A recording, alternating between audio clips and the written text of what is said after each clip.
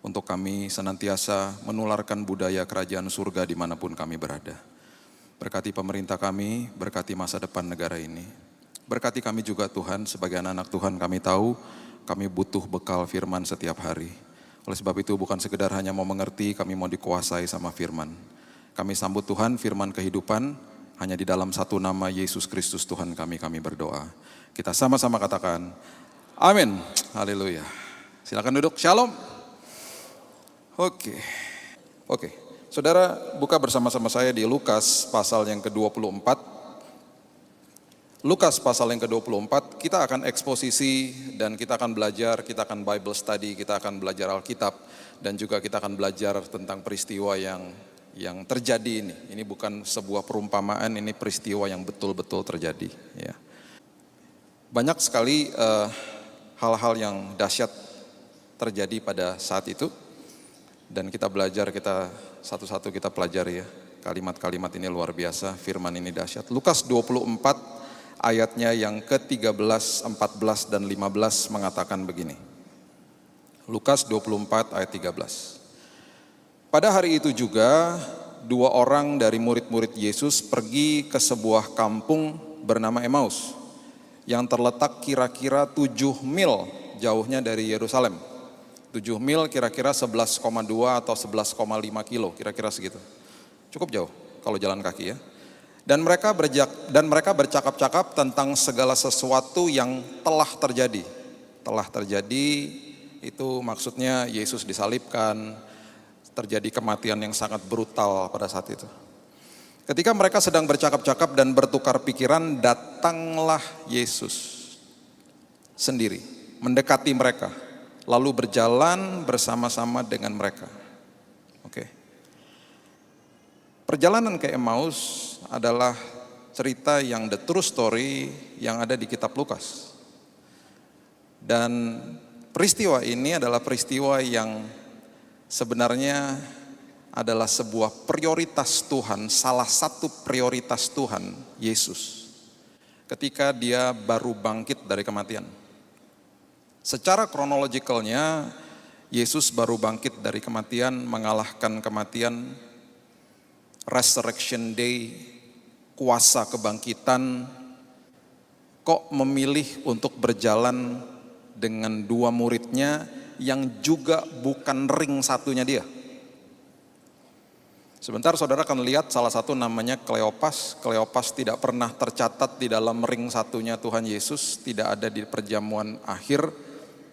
Ada kemungkinan dia di antara 70 murid yang lainnya, ring 2, ring 3 kita nggak tahu. Tapi ya sudah pasti dia salah satu murid. Jadi murid-murid ini, 2 murid ini, yang satu nggak diberitahu namanya siapa, Alkitab tidak mendokumentasikan. Mereka pulang dari Yerusalem menuju kampung mereka, pulang kampung. Di dalam terjemahan asli atau bahasa Inggrisnya ada kata-kata yang namanya downcast. Downcast itu berarti mereka sedang sangat sedih, stres, dan kecewa. Kenapa? Karena mereka baru menyaksikan sebuah pembunuhan yang brutal terhadap master guru atau orang yang tadinya diharapkan bisa menjadi pembebas bangsa Yahudi. Yang mereka dengar selama itu adalah cerita Taurat tentang Musa yang secara fisik melakukan segala sesuatunya dahsyat, pembebasannya secara fisik, ada ceritanya bagaimana laut terbelah dan lain sebagainya. Kok yang sekarang yang tadinya katanya akan membebaskan kita dan membuat sebuah hal-hal baru dalam hidup ini, sebuah terobosan-terobosan, kok mati secara brutal di atas kayu salib. Yerusalem adalah tempat awal daripada pengikut Kristus, belum disebut orang Kristen. Orang Kristen nantinya akan ada markasnya mereka, yaitu kota Antioquia. Mereka disebut orang Kristen. Tapi pada saat itu murid-murid atau pengikut Yesus markasnya kira-kira di Yerusalem. Kalau saudara pernah ke Jakarta, itu ada daerah Kelapa Gading, itu di situ itu adalah gereja terbanyak per kapita di seluruh Indonesia. Kelapa Gading. Bukan sekedar gerejanya banyak, bakminya juga enak-enak. Kalau saudara belum pernah ke situ, saudara cobain bakminya. Ada satu orang yang nyobain makanan dari ujung jalan sampai ujung jalan, terus dia buat blok. Nah, udah sampai ujung, terus dia balik lagi, dia nyebrang ujung satu ujung sisi ini, dia terus sampai ke ujung sana lagi. Makanannya cobain satu-satu, terus dia buat blok. Makanannya banyak. Di Kelapa Gading ada 167 pintu gereja. Jadi ada gereja yang sama, misalnya ada Betani gitu ya, Betaninya ada beberapa misalnya gitu ya. Salah satu gereja di sana ada Betani juga memang, tapi cuma satu ada di situ. 167 pintu gereja. Ada 400 kebaktian di situ, dari pagi sampai malam. Teman saya Pak Royandi Utasoid pernah bilang begini, jangan berani-berani kamu buka gereja di sana, kriminal rohani kamu. Udah terlalu banyak gereja di situ. Makanya kalau saudara ke situ hari Minggu ya, saudara lagi makan siang di mall, mallnya banyak. Itu perputaran uang nomor 1 di Indonesia di situ, saudara. Karena mallnya kalau nggak salah ada 4. Semua waralaba punya cabang di situ. Ya, ada LRT sekarang di tengah-tengahnya. Ada jalan tol layang juga di atas, dimasuk dalam perumahan itu. Hebat memang daerahnya. Semua bank punya cabang di situ. Semua gereja juga mungkin punya cabang di situ. Ministry-ministry besar, kantor pusatnya di situ. Jadi kalau saudara hari Minggu ke sana ya, saudara ke food court gitu ya, di mall-mall gitu. Saudara ada silo, karena terang kumpul sama terang di situ. Banyak orang Kristen. Makanannya cenderung asin karena garam kumpul sama garam di sana. Orang Kristen di mana-mana, dikit-dikit shalom, dikit banyak lah, pokoknya saudara adem kalau ke situ ya. Saya tiap hari ke situ, nganterin anak saya sekolah di situ. Emang enak daerahnya, beda. Yerusalem kira-kira kayak begitu deh. Pengikut Kristus nih semuanya ada di situ, markasnya di situ. Mereka baru menyaksikan sebuah kebrutalan yang terjadi di depan mata mereka. Makanya ada kata downcast. 2 murid ini pulang kampung. Mereka pulang kampung, mereka bilang udahlah selesai udah. Yang katanya tadinya mau jadi pembebas dan lain sebagainya, dia mati secara brutal. Mereka berjalan dan mereka sangat sedih. Dan kok bisa saudara, bukan murid ring 1 ya, dan juga cuma 2 murid, kok dikejar sama Yesus. Saudara kalau lagi kecewa, saudara harus tahu, saudara dikejar sama Tuhan. Jadi jangan pernah berpikir bahwa saudara itu sendirian. Salah satu prioritas daripada Yesus waktu dia bangkit, dia kejar 2 murid ini yang sedang pulang kampung. Dia menghampiri mereka dan kemudian dia berikan pelajaran bagi mereka. Pelajarannya apa? Sebentar kita lihat. Sebentar lagi dia akan naik ke surga. Sebentar lagi mereka tidak akan lihat dia. Sebentar lagi mereka akan tahu bahwa dia betul-betul bangkit dan ada kuasa yang luar biasa tersedia bagi mereka dan juga bagi saudara. Tapi sebentar lagi dia secara fisik tidak ada lagi. Kenapa dia harus naik ke surga? Salah satunya dia akan menjadi maha hadir. Kalau Yesus nggak naik ke surga, fisiknya cuma 1, mau di-schedulein khotbah di mana-mana repot, saudara. Ya. Betani Nginden kalau mau schedulein khotbah Yesus bisa nunggu waiting list 5 tahun kali. Dia muter-muter kemana-mana, ya kan? Tapi ketika dia naik ke surga, the Ascension Day, dia langsung omnipresence, maha hadir. Hari ini mungkin ada ribuan ibadah di mana-mana, dia hadir di semua ibadah. Dia hadir di semua hati saudara. Omnipresence. Waktu naik, langsung maha hadir. Jadi dia lagi persiapkan, sebentar lagi kamu tidak akan lihat saya secara fisik. Imanmu tidak akan tercatat nanti di Alkitab itu banyak sekali, imanmu tidak akan bertumpu pada fisik yang kau lihat. Imanmu nanti bertumpu pada firmanku. Imanmu nanti bertumpu kepada pengalamanmu dengan aku. Imanmu nanti akan bertumpu kepada kesaksian-kesaksian orang-orang di sekitarmu.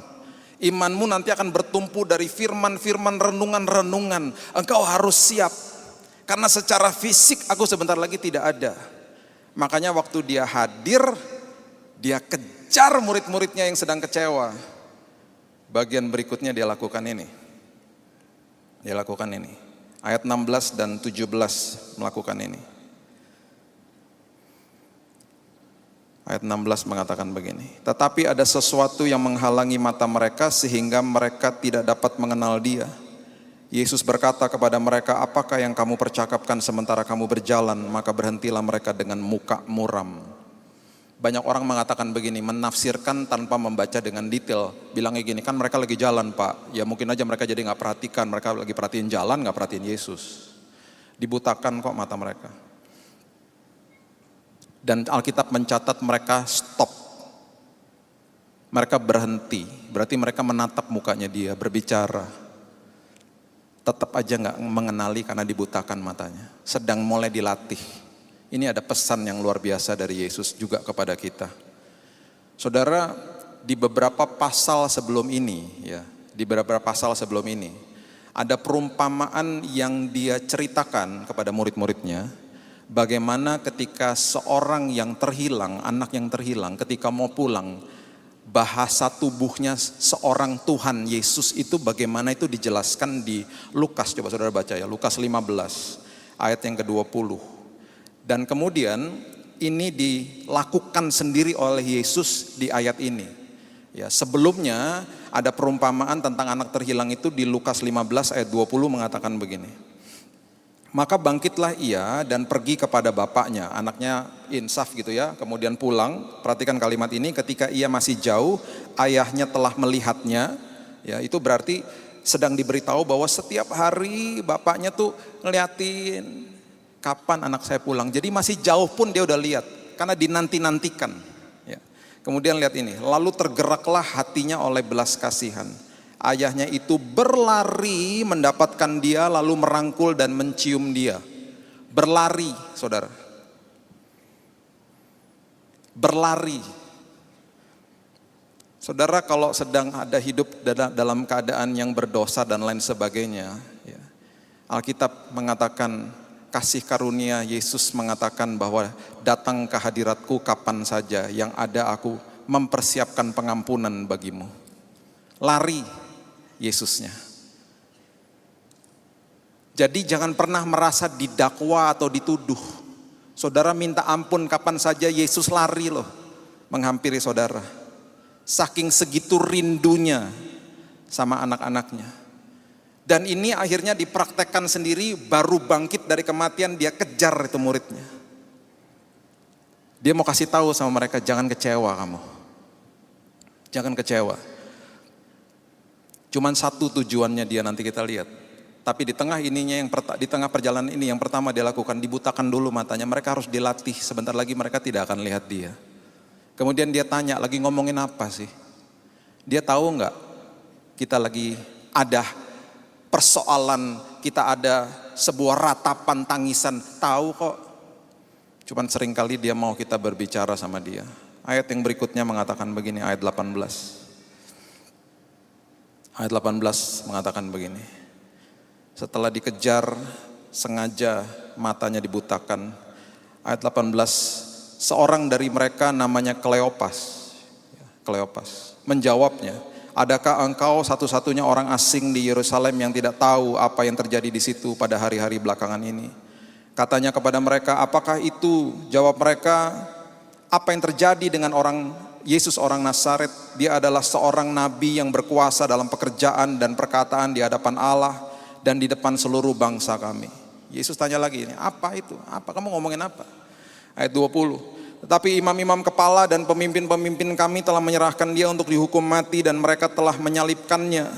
Padahal kami dahulu mengharapkan bahwa dialah yang datang untuk membebaskan bangsa Israel. Tetapi sementara itu telah lewat 3 hari sejak semuanya itu terjadi. Saya tuh harapkan dia loh Pak untuk sembuhin orang tua saya, sembuhkan anak saya, sembuhkan saya bahkan. Saya tuh tadi mengharapkan Yesus itu tuh betul-betul menolong saya loh Pak. Membebaskan saya dari hutang. Menolong saya banyak masalah rumah tangga Pak. Itu yang saya sering sekali dengar. Saya harapkan dia lakukan itu Pak. Saya harapkan dia lakukan itu, tapi gak pernah kejadian Pak. Saya kecewa Pak. Orang-orang seperti ini adalah orang-orang yang istilahnya pulang kampung, kecewa, menundukkan kepalanya, downcast, stres. Yang saya harapkan, Yesus yang saya harapkan, tidak lakukan apa yang saya mau. Saudara, saya pernah katakan kepada saudara, saudara mau meratap, mau menangis, mau cucurkan air mata, silahkan aja, sah-sah saja dan lakukan aja itu terus. Saya selalu menasihatkan jemaat, jangan pernah tinggalkan Yesus. Jangan pernah tinggalkan Yesus. Ada sesuatu yang baik, selalu ada sesuatu yang baik di luar itu semuanya. Setelah perjalanan kita akan mengerti, kita udah pernah belajar kemarin tentang khotbah tentang ujian. Seringkali kita minta penjelasan sama Tuhan, gak dikasih penjelasan. Karena apa? Kita lagi jalan soalnya. Dikasih penjelasan makin ribet nanti kitanya. Jadi makanya minta pimpinan aja. Tuhan mau kemana nih Tuhan? Kiri atau kanan atau terus Tuhan? Minta pimpinan aja terus. Tuhan udah punya drone di atas. Dia udah lihat masa depan saudara. Dia bahkan sudah ada di sana menyiapkan yang terbaik. Nanti setelah selesai semua perjalanannya, saudara disuruh lihat ke belakang, baru saudara sendiri yang akan mengerti. Saya nih kalau lihat ke belakang, karena saya jurnalkan satu-satu, saya makin mengerti dan sampai hari ini masih terkagum-kagum gitu loh. Kok bisa gitu ya, kok bisa gitu, kok bisa pas ya, kok bisa on time ya, kok bisa begitu ya. Penjelasannya tuh nanti. Jadi gak usah minta penjelasan, minta pimpinan. Gak apa-apa, berdoa, mengutarakan isi hati saudara gak apa-apa. Tapi hati-hati jangan sampai doamu isinya transaksional sama Tuhan. Jangan transaksi sama Tuhan. Jangan transaksi supaya keinginan daging dipenuhi, jangan. Ya, saudara buka lagi khotbah saya yang dulu. Tuhan menjawab kebutuhan bukan keinginan. Ya, jangan transaksi isinya. Gak apa-apa, meratap gak apa-apa, nangis gak apa-apa. Terkulai di hadapannya gak apa-apa, jangan tinggalkan dia yang penting. Kita gak pernah tahu di ujung itu apa. Karena yang terbaik sudah disiapkan. Makanya apa? Terus tabur ketekunan toh. Kita udah pernah belajar juga firman itu. Tabur ketekunan. Dalam ketekunan tuh berarti apa? Sabar dan bertahan. Sabar dan bertahan. Nanti satu hari kita akan bangun pagi dan kita tiba-tiba hari itu baru sadar. Kok aku sepertinya ada karakter yang kuat sekali di dalam batinku ya Tuhan. Itu karena tabur ketekunan. Ingat itu selalu, kesengsaraan adalah kesempatan saudara tekun. Ketika saudara tekun menghasilkan dua buah, apa itu? Tahan uji, yaitu karakter ilahi, dan pengharapan yang tidak pernah mengecewakan. Itu aja. Tekun setiap hari. Apa, kemana, kapan, bagaimana caranya, kenapa, dan berapa lama. Itu ada selalu pertanyaan-pertanyaan yang selalu kita tanyakan kepada Tuhan. Apa, kemana, kapan, bagaimana caranya, kenapa Tuhan, dan berapa lama. Stop bertanya-bertanya itu sama Tuhan. Nggak dosa, nggak ada salahnya. Cuman saudara nggak akan pernah dapat penjelasan. Minta pimpinan aja. Nanti setelah selesai, pertanyaan-pertanyaan ini saudara akan dapat jawabannya. Apa, kenapa, kapan, bagaimana, semua saudara akan lihat ke belakang dan wow, luar biasa. Akan terjawab satu-satu. Ayat yang ke-22, 23 dan 24 mengatakan begini. Tetapi beberapa perempuan dari kalangan kami telah mengejutkan kami. Ini mereka teruskan ceritanya ya kepada Yesus. Pagi-pagi buta mereka telah pergi ke kubur dan tidak menemukan mayatnya. Lalu mereka datang dengan berita bahwa telah kelihatan kepada mereka malaikat-malaikat yang mengatakan bahwa ia hidup. Dan beberapa teman kami telah pergi ke kubur itu dan mendapati bahwa memang benar yang dikatakan perempuan-perempuan itu, tetapi dia tidak mereka lihat. Saudara, ini adalah kalimat-kalimat yang katanya orang. Katanya Pak Billy, dia disembuhkan Tuhan. Luar biasa kesaksiannya. Oke. Setelah itu apa? Tadi saya dengar firman luar biasa, saya diberkati sekali sama firman yang tadi misalnya gitu.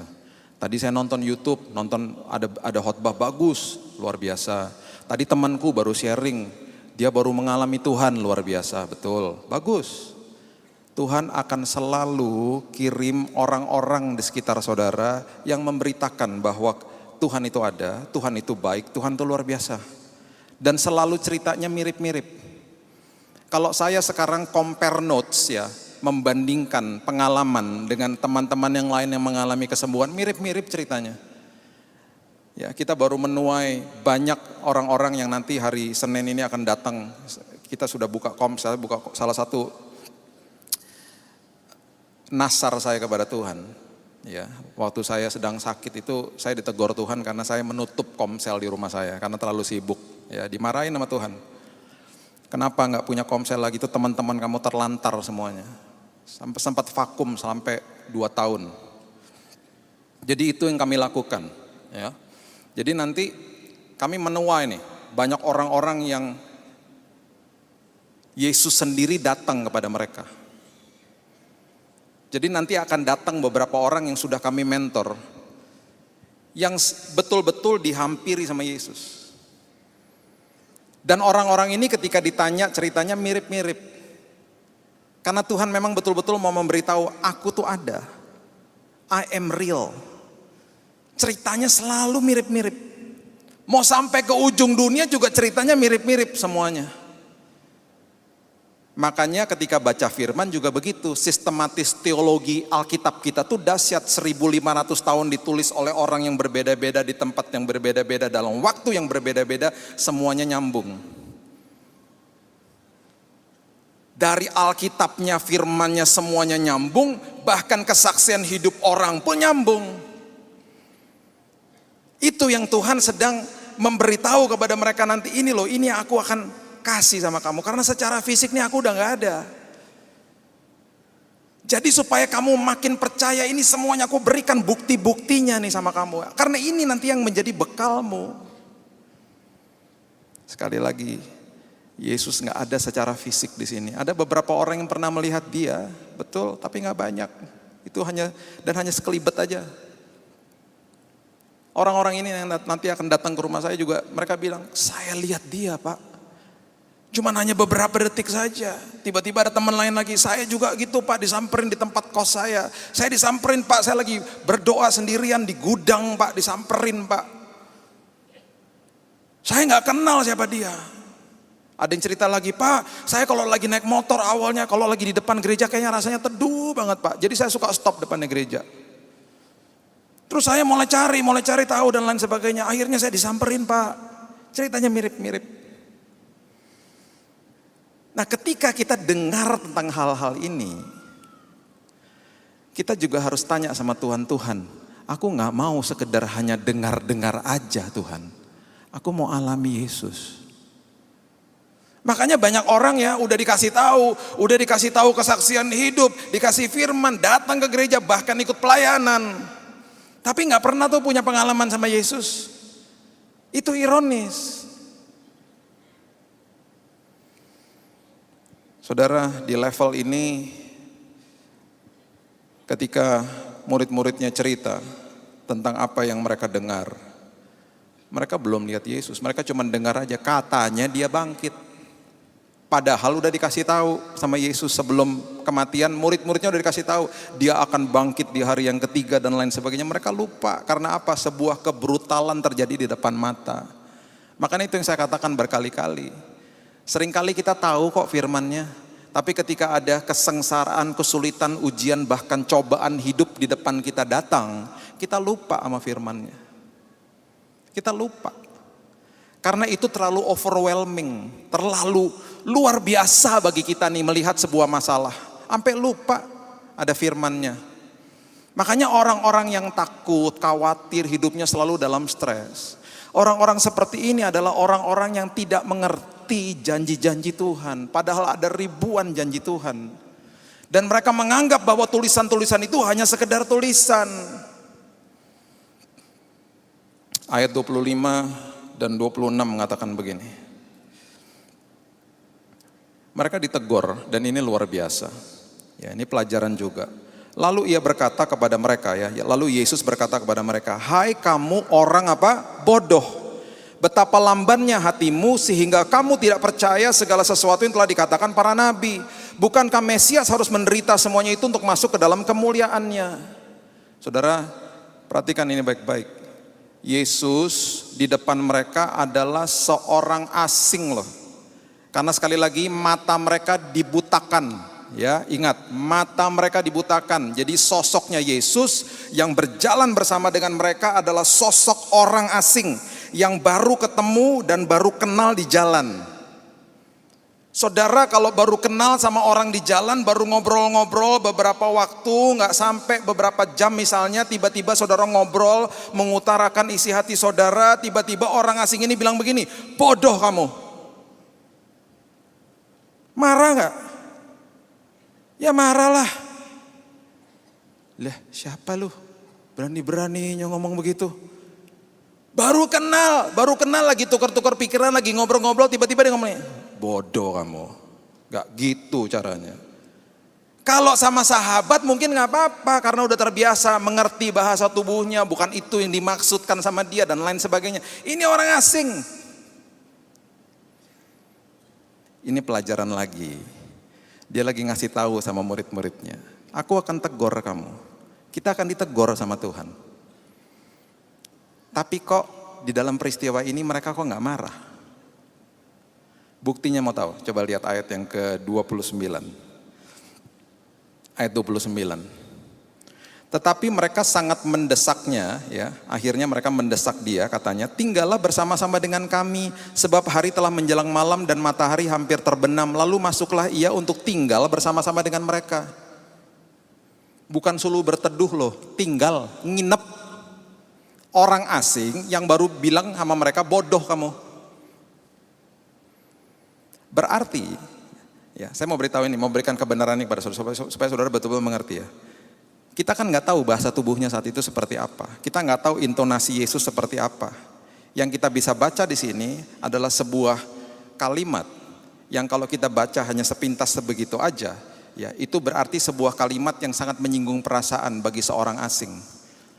Tapi rupanya karena mereka tidak tersinggung, memang apa? Itu adalah benang merah yang memang diajarkan di dalam kasih karunia. Maksudnya gini, dia lagi ajarkan begini. Roh Kudus, Yesus, Bapa di surga, setelah kematian Kristus, ketika dia datang kepada saudara, ketika dia menegur saudara, itu bobotnya penuh kasih karunia dan penuh kasih dalamnya. Sampai-sampai saudara tidak akan tersinggung.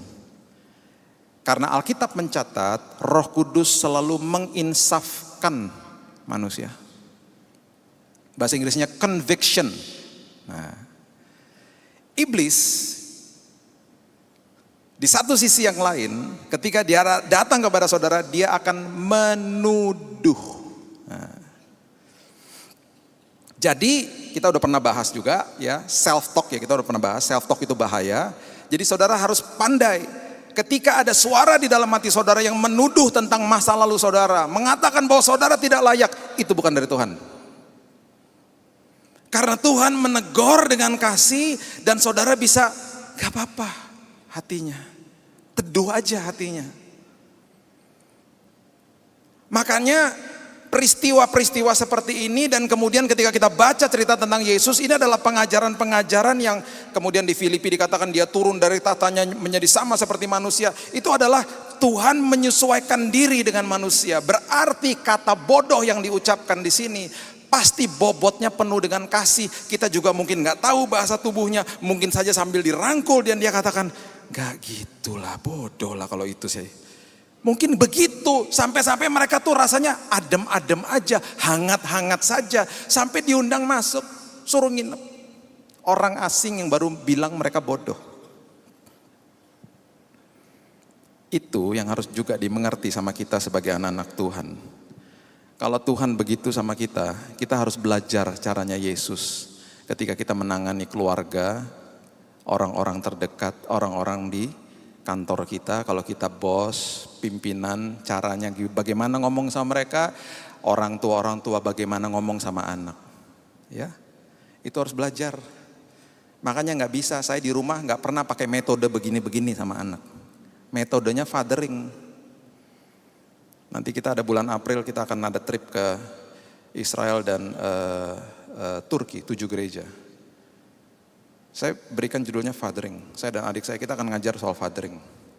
Kenapa? Karena begini harusnya. Sampai-sampai anak kita bisa terbuka sama kita. Itu prinsipnya Yesus.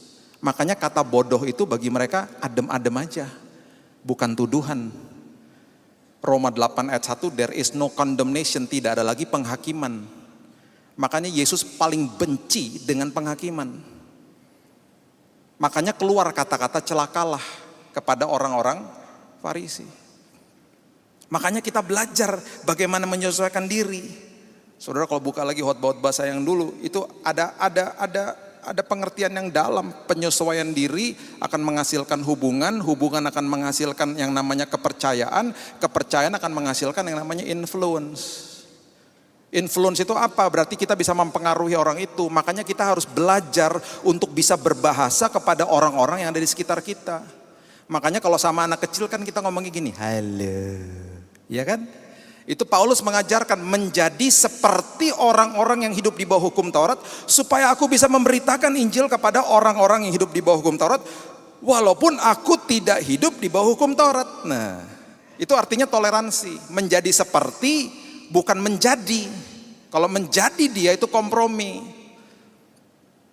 Kalau ngomong sama anak kecil begini, halo, itu menjadi seperti anak kecil, toleransi, bukan menjadi anak kecil.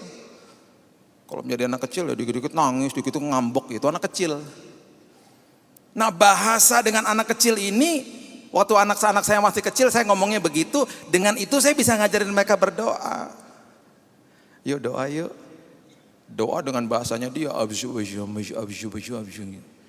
itu bahasa anak kecil. Bahasa itu nggak bisa saya pakai sama istri saya. Halo sayang, halo. Kamu pulang-pulang dari Ngindeng kenapa jadi aneh gitu? Nggak bisa. Itu bahasanya beda lagi. Bahasa sama anak kecil, bahasa sama istri beda lagi. Bahasa dengan anak saya yang perempuan waktu dia tumbuh dewasa beda lagi. Itu yang Yesus ajarkan, penyesuaian diri. Jadi ketika anak-anak berbuat salah, kita rangkul, kita bilang gini. Apa yang Dedi bisa buat supaya besok-besok kamu tidak lakukan lagi kesalahan ini? Apa yang aku bisa bantu? Dia nangis. Aku tuh sebel, aku gini. Ya udah, ayo kita ngobrol sekarang ya. Kamu nggak boleh gitu. Kamu tahu kamu salah. Langsung dia tahu bahwa saya ada di pihak dia. Yesus tidak pernah berseberangan sama saudara. Tidak pernah berseberangan sama saudara. Dia ada selalu di pihak saudara. Kalau sampai sekalipun saudara berpikir dia berseberangan dengan saudara, dia sedang menghukum saudara, itu bukan Alkitabiah. Makanya banyak orang stres. Gak layak Pak, saya banyak dosanya. Dari iblis tuh, kebohongan dari iblis.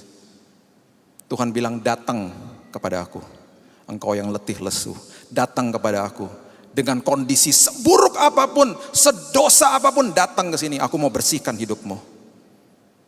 Aku gak layak Pak, aku gak bisa Pak. Itu dari iblis. Penuduhan soalnya. There is no condemnation. Tidak ada lagi penghakiman, tidak ada lagi penuduhan. Roma 8 ayat 1. Nah, kita juga harus belajar begitu jadinya.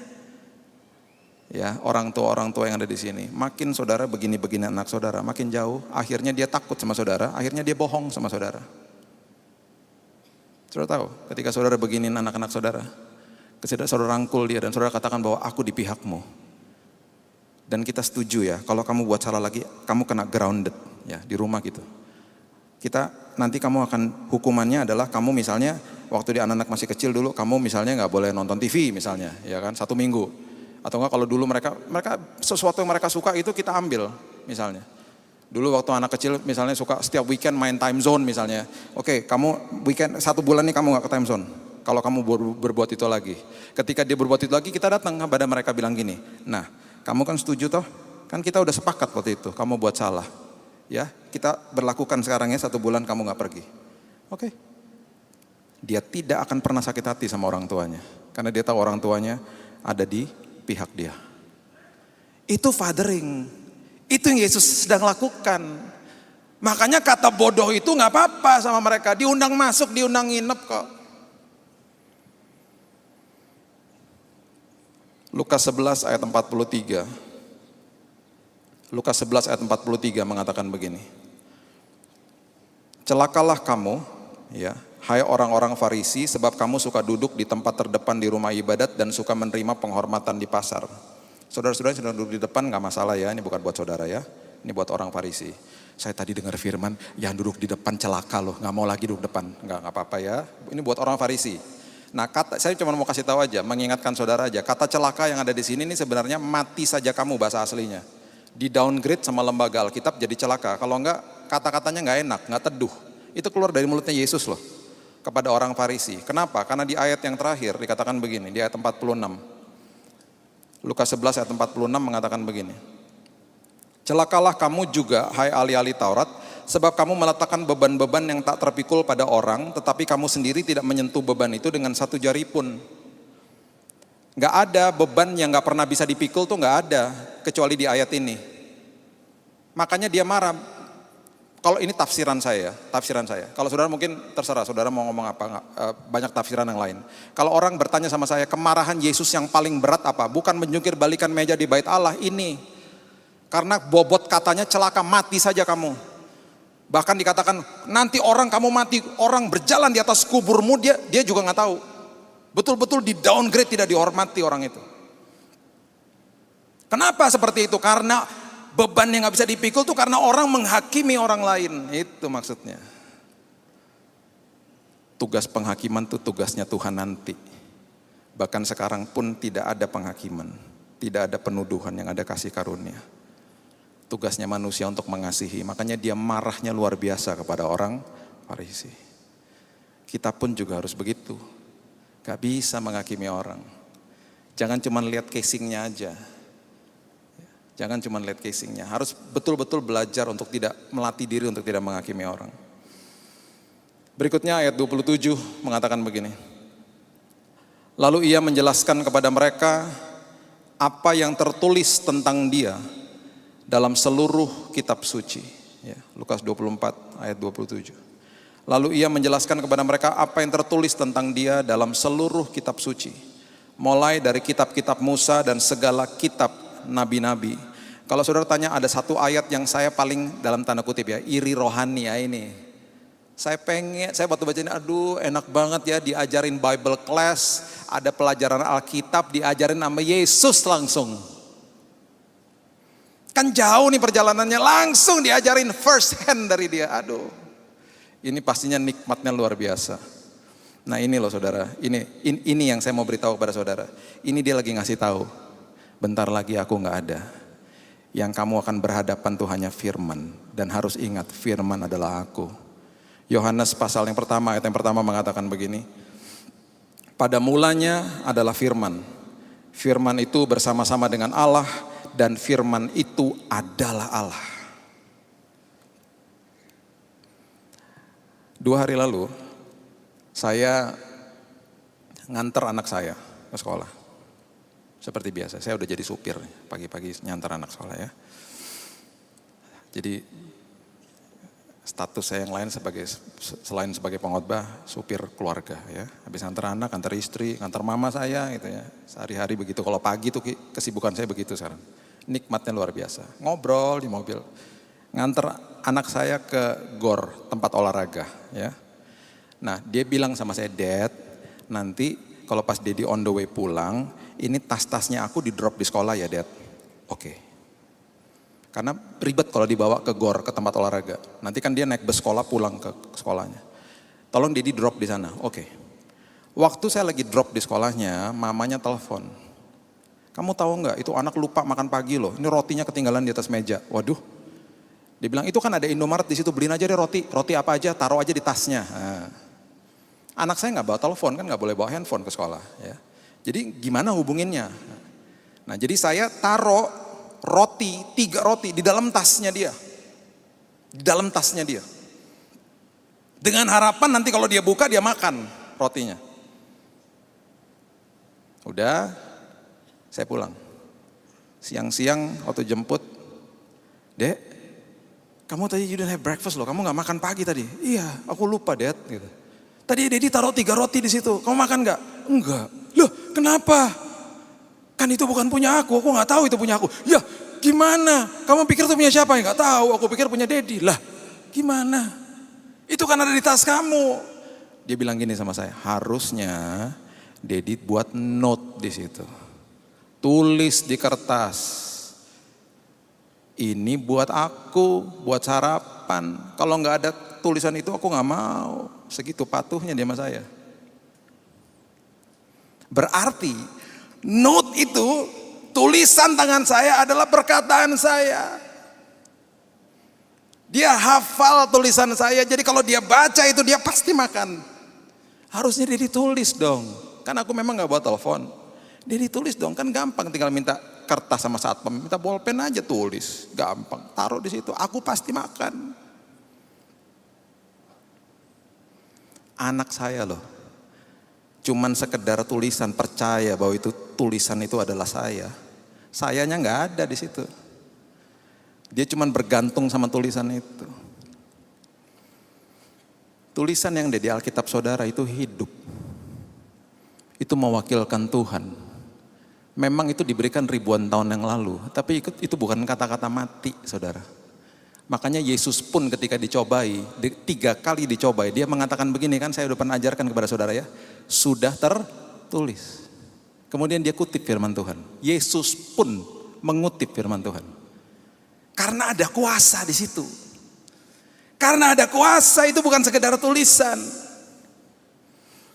Saya di perawatan saya yang terakhir, ya. Saya pernah saksikan kepada saudara dulu di awal, saya sampai kolaps ya. Saya sudah mendekati kematian ketika badan saya menggigil, ya. Jadi indikasi itu menggigil, panasnya 40 derajat, menggigil, kemudian nggak kuat, goyang-goyang, tempat tidurnya kolaps. Itu bahaya sebenarnya, itu bahaya. Ya, itu bisa, itu septic shock atau apalah gitu istilah dokternya tuh ya. Pokoknya itu bahaya. Sampai-sampai dokter udah standby mau masukin ke ICU. Saya udah ceritakan kepada saudara. Itu terjadi lagi. Waktu terjadi yang kedua, saya teringat sama cerita itu. Saya teringat sama cerita Yesus. Saya baru baca renungan pagi-paginya bilang, oh iya ini di Alkitab ditulisnya begini nih, luar biasa ini. Nah ini waktu yang kejadian keduanya, waktu kejadian itu saya sama istri saya di kamar. Tiba-tiba saya panas lagi, 40 derajat ya. Tiba-tiba menggigil, kok menggigil? Istri saya langsung bilang gini, panggil dokter, jangan. Panggil suster, jangan, kita doa dulu. Dia doa, dia pegang kaki saya, dia doa, saya udah mulai menggigil. Udah 40 derajat lagi. Lagi dia memegang kaki saya, tiba-tiba saya bilang gini, saya seperti Tuhan ingatkan, bilang sudah tertulis. Saya pegang tangannya, saya bilang, tuh biar aku aja yang ngomong. Saya berteriak, Tuhan sudah tertulis. Bilurmu menyembuhkanku, sudah tertulis. Yohanes 14 mengatakan, apa saja yang aku minta, whatever anything I ask in your name, you will do it for me. Tuhan akan lakukan bagiku. Tuhan sudah tertulis bahwa tidak ada kegelisahan di dalam hatiku di Yohanes 14. Saya mulai kutip firman-firman. Dalam waktu 10 menit. 10 menit. Itu menggigilnya, stopnya tuh instan. Duk, stop. Saya juga kaget karena itu stopnya mendadak gitu. Saya lihat-lihatan sama istri saya. Terus kita dua-duanya ketawa. Stop. Iya. Oh ya, stop. Tadi aku ngerasa ada panas di kakiku ketika kamu pegang. Iya, aku juga ngerasa. Seperti ada sesuatu yang masuk dari situ. Setengah jam kemudian susternya masuk.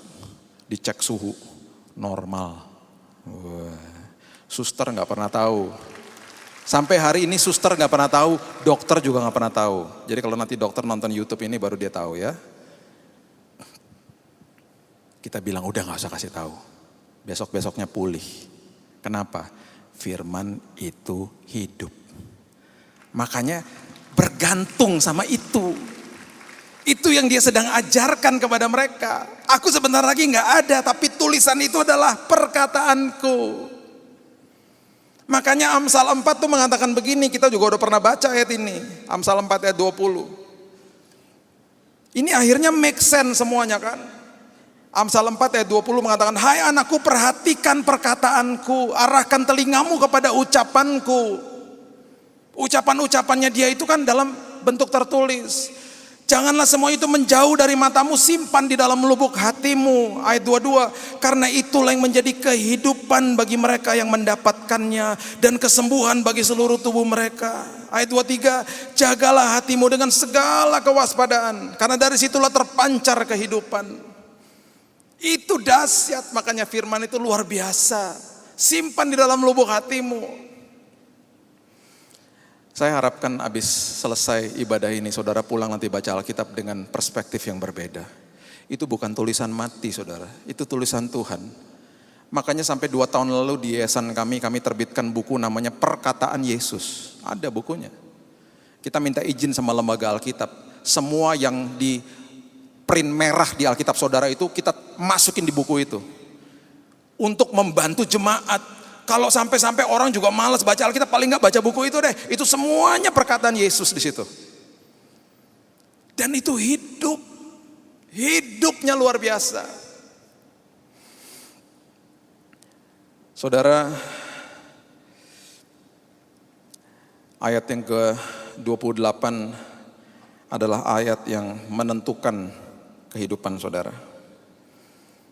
Ayat 28 adalah ayat yang menentukan kehidupan saudara. Setelah saudara dikejar sama Tuhan, ya, kalau saudara kecewa, saudara dalam keadaan yang bingung, saudara dikejar sama Tuhan, ya. Saudara tidak akan bisa lihat dia secara fisik, ya. Saudara kemudian didengar sama Tuhan. Dia akan bertanya, ada apa sih? Tabur doa-doa saudara, ya. Kemudian saudara dapat juga diberikan pesan-pesan lewat orang lain, lewat khotbah dan lain sebagainya. Saudara ditegur sama Tuhan dengan kasih. Kemudian saudara diberikan firman sama Tuhan. Setelah itu semuanya terjadi, di titik ini adalah titik saudara harus ambil keputusan.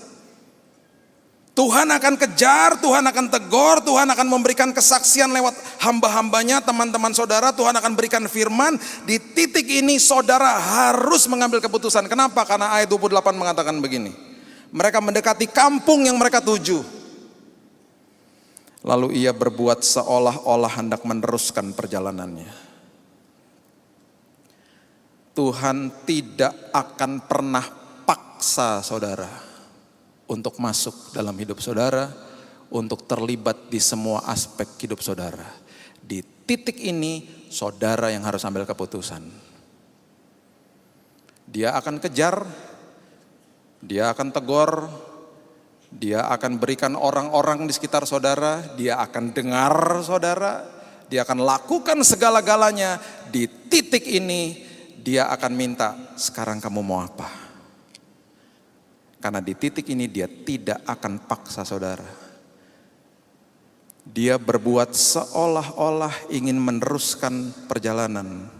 Berarti ada satu sisi dari hidupnya yang ingin sekali diundang masuk. Kalau saya lagi menggambarkan di pikiran saya waktu itu, ada kemungkinan dia mungkin bilangnya, pergi dulu ya. Tapi nggak langsung pergi, masih lihat-lihat. Aku permisi ya, aku pamit ya.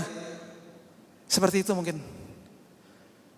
Alkitab tidak pernah mencatat kemudian dia bergegas pergi dan akhirnya meninggalkan mereka. Enggak, dia berbuat seolah-olah ingin meneruskan perjalanan. Berarti ada satu sisinya, ayo dong, undang dong.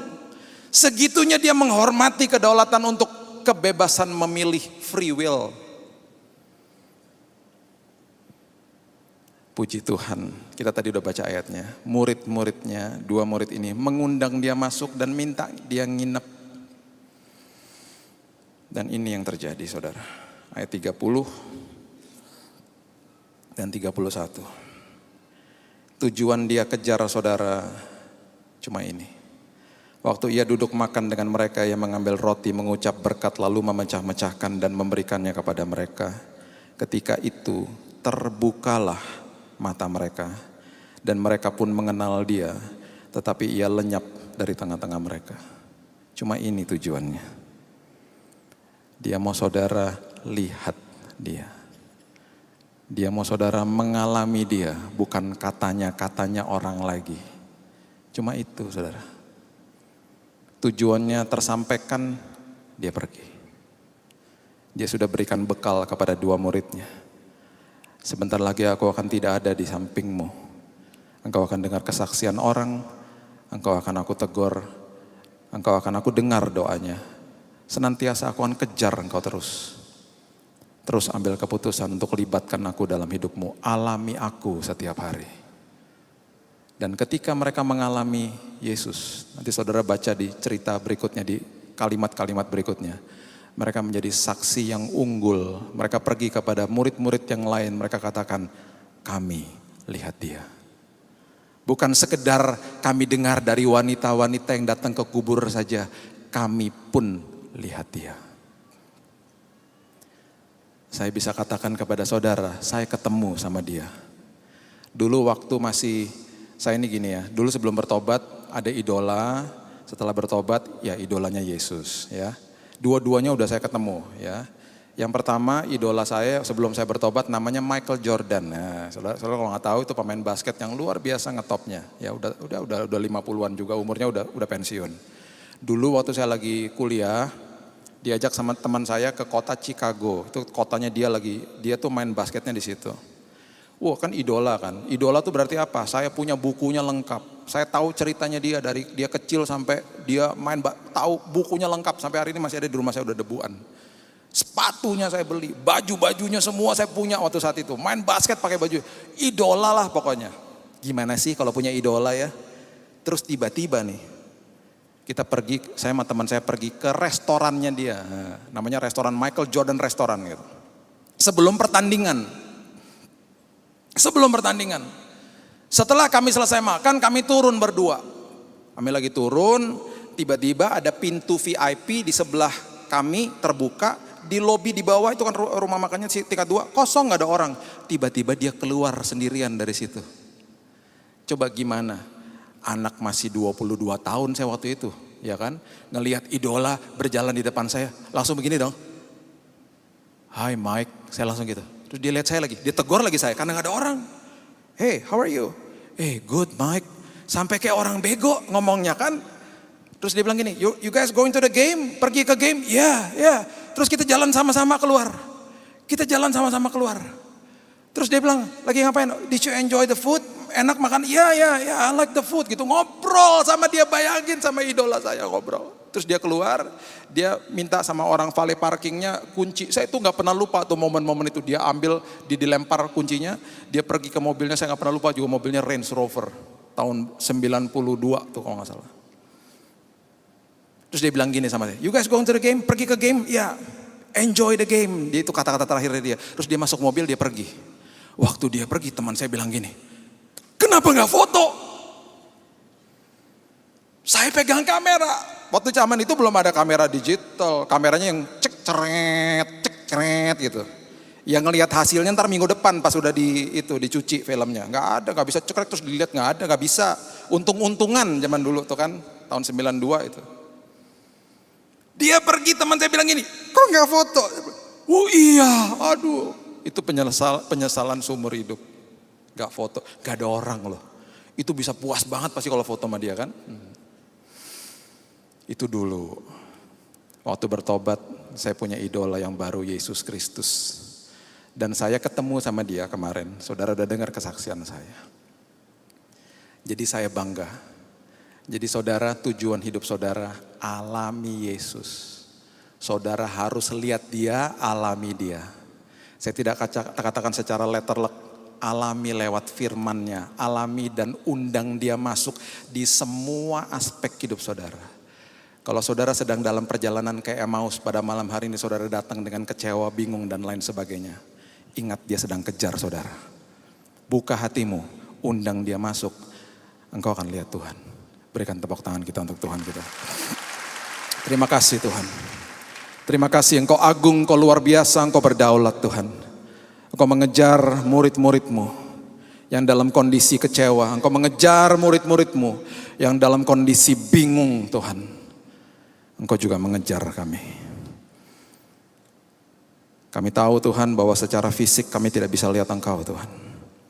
Tapi kami bisa melihat Engkau lewat kesaksian hidup. Kami melihat Engkau lewat firman-Mu Tuhan. Dan ada titik di mana kami harus mengambil keputusan. Kami mengucap syukur bahwa Engkau kejar kami. Kami mengambil keputusan untuk mengundang Engkau untuk masuk di semua aspek hidup kami Tuhan. Dan kami akan lihat Tuhan. Kami akan tercelik mata kami Tuhan. Dan bahkan Alkitab mengatakan murid-muridnya berkobar-kobar hatinya. Ketika mereka dijelaskan firman. Kami mau berkobar-kobar hati kami Tuhan ketika kami baca firman. Karena itu tulisan dan itu pesan dari Engkau sendiri. yang tidak akan ada kesudahannya ya Tuhan. Itu adalah ya dan amin. Semua tulisan-tulisan itu bukan tulisan mati, itu janji yang hidup. Dan ketika kami kutip firman Tuhan, ada kuasa di dalamnya. Firman-Mu mengatakan kuasa yang membangkitkan Kristus dari kematian tersedia bagi kami. Bagi kami orang-orang yang percaya. Percaya. Kami percaya Tuhan. Kami percaya. Kami bingung, kami mungkin sedih, kami mungkin takut pada malam hari ini menghadapi masalah hidup kami. Tapi kami percaya. Terima kasih Kau kejar aku Tuhan. Aku akan mengundang Kau masuk dalam semua aspek hidupku. Dan aku akan lihat Tuhan berperkara. Terima kasih Tuhan. Kuasai hidupku, kuasai pikiranku Tuhan, kuasai hatiku. Terima kasih Bapak. Hamba-Mu stop sampai di sini. Firman-Mu terus berkumandang di hati kami. Supaya hati kami terus berkobar-kobar untuk Tuhan. Di dalam satu nama, Yesus Kristus Tuhan kami sudah berdoa dan mengucap syukur. Kita sama-sama katakan, amin. God bless you.